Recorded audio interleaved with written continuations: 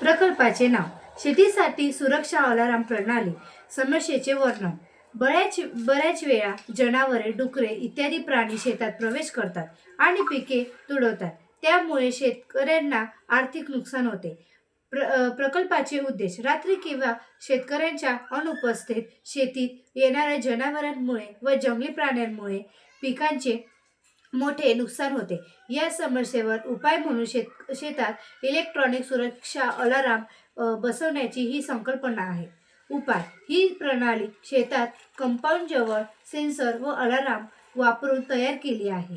जेव्हा कोणतेही जनावर किंवा व्यक्ती शेतात प्रवेश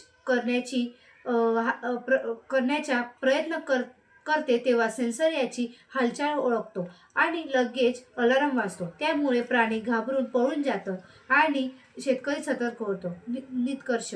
ही शेतीसाठी सुरक्षा अलार्म प्रणाली एक सोपी, स्वदेशी आणि आत्मनिर्भर भारत थीमला अनुरूप संकल्पना आहे. यामुळे शेतीचे संरक्षण, शेतकऱ्यांचे उत्पन्न आणि आत्मनिर्भरतेचे मार्ग मजबूत होतो.